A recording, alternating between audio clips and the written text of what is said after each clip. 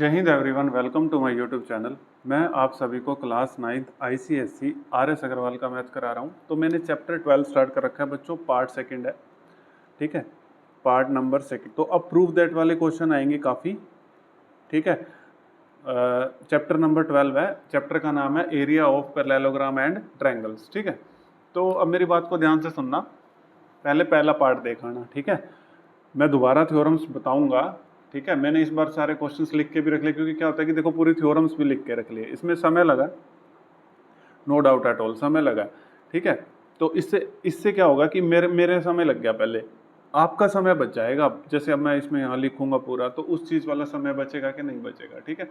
आपका main focus है, अब आप अच्छे से सीखेंगे। और थ्योरम्स आपको याद नहीं करनी, मैं इतनी बार लिख दूंगा, इतनी बार बता दूंगा कि आपको ऑटोमेटिकली याद हो जाएंगी, ठीक है। घबराना नहीं है किसी भी सिंगल बच्चे ने भी, ठीक है। चलो, पांचवा क्वेश्चन क्या कहता है, देखो वही थ्योरम्स बार बार रिपीट होंगी, 4 थ्योरम्स हैं तो सारे क्वेश्चनों में तो आपको ऑटोमेटिकली याद हो जाएंगे, ठीक है। लास्ट क्वेश्चन तक आप आओगे तो बहुत खुश हो जाओगे। चलो देखो, पांचवें क्वेश्चन में कहता है कि prove that the line segment, ये हमने इसमें बनानी है, फिगर दे नहीं रखी, मैं बता दूंगा जिसमें नहीं दे रखी और जिसमें दे रखी, ठीक है। जिसमें दे रखी होगी इन द गिवन फिगर लिख देता है वो। Prove that the line segment joining the, देखो, prove that the line segment joining the mid point of a pair of opposite side of parallelogram. एक पैरेललोग्राम बना लो ABCD, एक पैरेललोग्राम बना लिया हमने, ठीक है, ABCD। अब इसने कहा है कि line segment joining the mid point, ये इसके लाइन सेगमेंट है CD और AB, joining the mid point pair of opposite side, इसके अपोजिट साइड ये है, AB की अपोजिट CD है, CD की अपोजिट AB है, यहाँ पर मिड पॉइंट है, एक मिड पॉइंट P है और एक मिड पॉइंट मैंने Q मान लिया, ठीक है। अब ये कहता है कि prove that the line segment joining the mid point of a pair of opposite side of parallelogram divide into 2 equal parallelogram. आपने अब ये 2 पैरेललोग्राम बन गए, अब ये इसको 2 इक्वल पैरेललोग्राम में डिवाइड करेगा, ये आपको प्रूव करना है, कुछ नहीं करना भाई, प्रूव एक थ्योरम होती है, ठीक है। अब देखो मैं आपको एक सीधी सी बात बताता हूँ, ये अपने पास देखो एक पैरेललोग्राम बन गया AQDAC और एक बन गया, सॉरी P बोल लेंगे ना इसको, PQDA, और एक बन गया PBCQ। इन दोनों को इक्वल प्रूव करना है। अरे आपको थ्योरम नंबर 1 नहीं आती क्या? पेपर में ये नहीं लिखना कि थ्योरम नंबर 1 है, लेकिन थ्योरम जरूर लिखनी है रीजन में, ठीक है। ये नहीं लिखना 1 है, लेकिन मैं यहाँ पे ये लिख रहा हूँ 1, हर जगह लिख दूंगा 1 है, 2 है, 3 है, 4 है, ताकि आपको बिल्कुल याद हो जाए जैसे मुझे याद है, ठीक है। और मैंने यहाँ पे लिख भी दी। तो इस क्वेश्चन में कुछ भी नहीं करना, वो कहता है अब ये जो पैरेललोग्राम बने इन दोनों का एरिया इक्वल। अरे बिल्कुल होगा, क्योंकि एक थ्योरम होती है पहली, parallelogram on the same base. अगर 2 पैरेललोग्राम सेम बेस पे बन रहे हैं, देखो सेम बेस पी के पे बन रहे हैं, देखो APQD पैरेललोग्राम का बेस भी PQ है और PBCQ पैरेललोग्राम का बेस भी PQ है। तो parallelogram on the same base PQ मैंने लिख भी दिया है यहाँ पे, ठीक है। और and between the same parallel, ये लाइन इसके पैरेलल है, BC किसके, AD के पैरेलल है, between the same parallel AD and BC are equal in area. तो आर इक्वल इन एरिया, तो हेंस प्रूव दैट। बस कुछ करना था क्या? कुछ भी नहीं करना था, सिर्फ थ्योरम लिखते ही इसका आंसर आ जाना था, ठीक है। सभी बच्चों को आई होप बहुत अच्छे से समझ आ गया होगा, अगर डाउट होता है तो बता देना, ठीक है। अब 6th क्वेश्चन देखिए, देखो ये भी मैंने आपके लिए पूरा क्वेश्चन करके रख लिया है, पूरा इस क्वेश्चन है, किसी को कोई दिक्कत नहीं आएगी। और इस क्वेश्चन में फिगर गिवन थी, इसमें एक मिनट, हाँ इसमें फिगर गिवन थी, गिवन फिगर बोला था, ठीक है। तो मैं सीधा लिख देता हूँ कि इसमें फिगर गिवन थी, ठीक है। तो मैं आपको समझाता हूँ इसको बहुत अच्छे से, इजी है, बिल्कुल इजी है, थ्योरम्स के बेस पे है सारा कुछ, ठीक है। थ्योरम आपको सारी याद हो जाएंगी, घबराना मत, थ्योरम के बेस पे है सारा कुछ, बस और कुछ नहीं करना। देखो ये फिगर है एक, इस फिगर में आपको ये इस तरीके से फिगर बना के दे रखी है।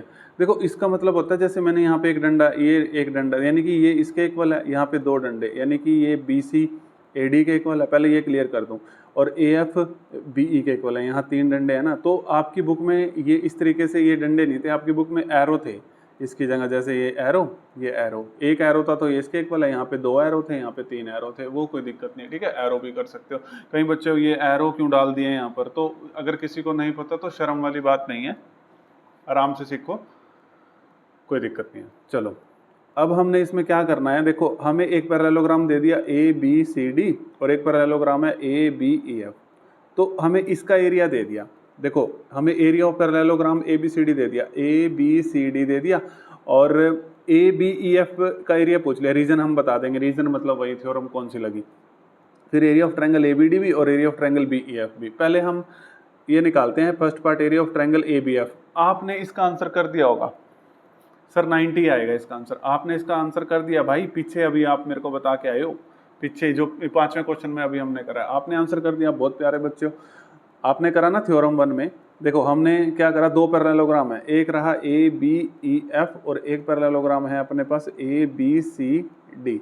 देखो आप पीछे करके आए हो कि area of parallelogram A B E F किसके इक्वल होगा, area of parallelogram A B C D. ठीक है, क्यों इक्वल होगा, देखो पहले मैं आंसर निकाल देता हूँ। और इसका तो गिवन था area of parallelogram A B C D कितना था 90, तो area of parallelogram A B F भी कितना आ गया 90 आ गया। समझ आ गया, देखो ए बी सी डी ये तो गिवन था 90, ए बी ई एफ 90 आ गया। क्यों आ गया, अरे यार दो पैरेललोग्राम सेम बेस पे बने हुए हैं और इक्वल पैरेलल पे बने हुए हैं। ठीक है, तो रीजन लिखोगे parallelogram on the same base and between the same parallel are equal in area, इसीलिए हमने इसको, इसका 90 था तो इसका भी 90 होगा। जब ये एमसीक्यू क्वेश्चन आते हैं ना तो बिल्कुल मतलब नजरों में उड़ जाते हैं ये क्वेश्चन। ठीक है, चलो अब दूसरा करते हैं। देखो फर्स्ट पार्ट से जो देखते आ रहे हैं, क्योंकि थ्योरम बहुत बार यूज होती जा रही है, जो सेकंड पार्ट पे सीधा आया समझ तो आ जाएगा उसको, क्योंकि मैं दोबारा से बता रहा हूँ, लेकिन वो बात नहीं रहती जो फर्स्ट पार्ट से बच्चा वीडियो को देख के आ रहा है। अब अगली बार निकालना है area of triangle A B D, area of triangle A B D, A B D. ठीक है, ए बी डी इस ट्रायंगल का एरिया निकालना है। ठीक है, तो देखो मैं आपको बताता हूँ, ये पैरेललोग्राम ले लो, ए बी सी डी वाले पैरेललोग्राम के अंदर ही है, मैंने ये पैरेललोग्राम बाहर ले लिया ताकि मेरे किसी भी स्टूडेंट्स को किसी भी तरीके की दिक्कत ना आए।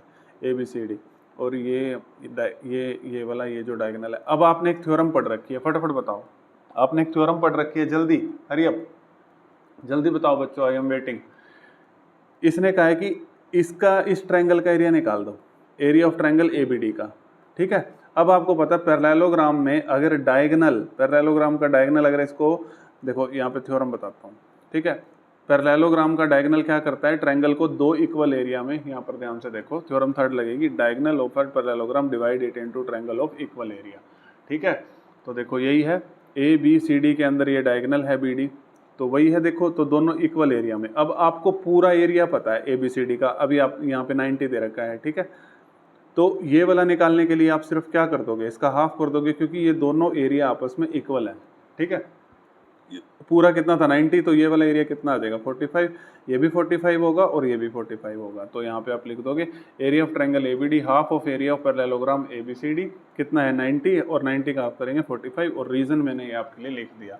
ठीक है, अगर मान लो मैं साथ साथ लिखता तो अब क्वेश्चन 3-4 मिनट में खत्म हो रहा है, फिर क्वेश्चन 10 मिनट में खत्म होता, तो टाइम किसका वेस्ट होता। मुझे पता है, मैं टाइम इन्वेस्ट कर रहा हूँ यहाँ पे, पहले से कर लेता हूँ, उसमें भी टाइम लगता होगा, आपने देखा है फिगर बनाई है सारी चीज़ें, है ना, कोई बात नहीं, आपके जिस दिन मार्क्स आ गए सब वसूल हो जाएगा। अब थर्ड पार्ट आप खुद कर दोगे। अब बी ई एफ का निकालना है एरिया, आपको पता है। अब दूसरा पैरेललोग्राम था ए बी ई एफ, तो यानी कि यहाँ पर ये डायगोनल देख रहे हो एफ बी। ठीक है, देखो इस पैरेललोग्राम का डायगोनल ये एफ बी देख रहे हो, इसलिए तो दे रखा था ये, तो ये वाला एरिया और ये वाला एरिया। ठीक है, ए बी एफ का, तो ए बी एफ का और बी ई एफ का दोनों इक्वल हो जाएंगे, लेकिन ए बी किसका पूछा इसने, बी ई एफ का, बी ई एफ का, तो हाफ कर देंगे। पैरेललोग्राम ए बी एफ का जो आया होगा कितना था, इससे फर्स्ट पार्ट में निकाला था, कितना आया था 45, 90 आया था, सेम होता है ना। तो अब इसमें कर देंगे area of triangle B E F, half कर देंगे area of triangle area of parallelogram A B F, तो कितना है 90, 90 का आप कर देंगे 45। अब मैंने यहाँ पे लिख दिया reason same as part second. ठीक है, ये वाला रीजन लगेगा, लेकिन पेपर में भी आपने ये नहीं लिख देना reason same as part second, तो आप ये पूरा लिख देना है यहाँ पे दोबारा उठा के इसको। ठीक है, मैं लिखता तो वही टाइम वेस्ट वाली बात थी। ठीक है, हाँ ने टाइम इन्वेस्ट करना है, वेस्ट नहीं करना। ठीक है ना, टाइम बचाना भी है हमने। ठीक है, सेव भी करना है टाइम को, टाइम बहुत जरूरी है। ठीक है, क्योंकि 32 क्वेश्चन हैं, 3-3 क्वेश्चन करके भी मैं आपके लिए ले आऊँगा, जैसे भी करके मैं कंप्लीट जरूर कराऊंगा। ठीक है, जैसे ही समय मिलेगा। अब 7वां क्वेश्चन है, ये भी बहुत आसान है। अब इसमें देखो थ्योरम 1, इसमें थ्योरम 2 यूज हो जाएगी। ठीक है, देखो आपको एक क्वेश्चन दे दिया, मैं पहले थ्योरम 2 भी आपको दोबारा समझा देता हूँ, हर बार समझा दूँ करूँगा, कोई दिक्कत नहीं है। ठीक है, देखो एक तो आपके पास दे रखा है, देखो rectangle A B E F और एक parallelogram A B C D, अगर ये सेम बेस पे बने हैं ना, तो area of rectangle equal to area of parallelogram. अगर देखो पहली थ्योरम कहती है कि सेम बेस पे दो पैरेललोग्राम बने हैं, तो दोनों पैरेललोग्राम का एरिया इक्वल।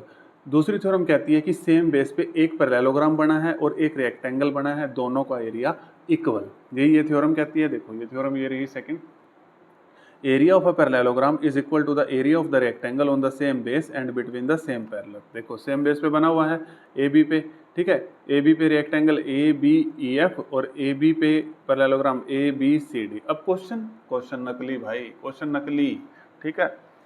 पहले हम इसका सेकंड पार्ट कर देते हैं फटाफट, ठीक है। तो area of rectangle A B F निकालना है, ए बी, एक मिनट नहीं कर सकते ना, पहले एरिया ऑफ पैरेललोग्राम एबीसीडी निकालना पड़ेगा, कोई बात नहीं। पहले हम निकालते हैं area of parallelogram A B C D, A B C D ये निकालना है, ठीक है। अब बहुत आसान, बहुत आसान। अभी आपने थ्योरम नंबर 3 करी है कि पैरेललोग्राम का डायगोनल दो इक्वल एरिया में ट्रायंगल को दो इक्वल एरिया में डिवाइड कर देता है। तो ये रहा ए बी सी डी, ठीक है, पैरेललोग्राम, इसका डायगोनल ए सी रहा, इसका एरिया इसके इक्वल हो जाएगा और ए बी सी का दे रखा है 64। देखो अगर ये 64 है, अभी मैंने बताया एरिया इक्वल होता है, ये भी 64 होगा, 64 और 64 को ऐड कर देंगे 128, तो ये A B C D area of parallelogram आ जाएगा। यही करा, एरिया ऑफ ट्रायंगल, ये ट्रायंगल ऊपर लिख दिया A B C, area of triangle A C D 64 + 64 128 centimetre square. Region कहाँ लिखोगे, रीजन थ्योरम 3 मैंने यहाँ लिखी नहीं क्योंकि मैंने पीछे बताई है, ये वाला रीजन आ जाएगा कि diagonal of parallelogram divide it into triangle of equal area. अपने नोट्स में फटाफट ऐड कर लो, ठीक है। अगर बाद में नोट्स बनाओगे तो बाद में कर लेना, ठीक है। वीडियो पॉज करके साथ साथ बना लो, वो ज़्यादा बेटर रह जाएगा, फिर दोबारा आप आओगे नहीं वीडियो पे, पता है मुझे, आलस बहुत होता है कई बच्चों में, ठीक। कहीं तो आते हैं जो सुंदर सुंदर नोट्स, भाई इन चैप्टरों के नोट्स बहुत जरूरी हैं भाई, बहुत ज़्यादा जरूरी हैं इन चैप्टरों के नोट्स, ठीक है। इनमें लिखने के भी नंबर मिलते हैं, ठीक है, कि बच्चे ने लिखा कैसे है, समझना तो एक अलग बात है, लेकिन लिखा क्या है, ये थ्योरम्स लिख के गया क्या, ऐसे ही बस मुंह उठा के चला गया, ठीक है। अब area of rectangle A B F निकालना है, तो हमें पता है area of rectangle A B F किसके इक्वल होगा, area of parallelogram A B C D के इक्वल होगा, ठीक है। अभी हमने निकाला area of parallelogram A B C D कितना 128, ठीक है। ये अभी हमने 128 निकाला है, तो यानी कि ये दोनों आपस में इक्वल होंगे, तो area of rectangle A B F की भी क्या आ जाएगा 128 आ जाएगा। रीजन क्या लिखोगे, 2-3 बार बता चुका हूँ इस क्वेश्चन में। Area of parallelogram is equal to the area of the rectangle on the same base and between the same parallel, ठीक है। तो इस वीडियो में मैं 3 ही क्वेश्चन रखूंगा, 3-3 करके कराऊंगा, ठीक है। तो किसी को कोई दिक्कत आई हो तो बता देना भाई, पूरी मेहनत करी है और बताया है आपको, मतलब एफर्ट्स लगाए हैं, लेकिन फिर भी ना समझ आए तो जरूर बता देना भाई, फिर उसका कोई फायदा नहीं ना अगर आप प्यारे बच्चों को समझ नहीं आएगा तो, ठीक है। Thank you everyone. अगर आपको समझ आ रहा है तो किसी और का भी भला कर दो, लाइक शेयर सब्सक्राइब वो आपके ऊपर है। Thank you everyone.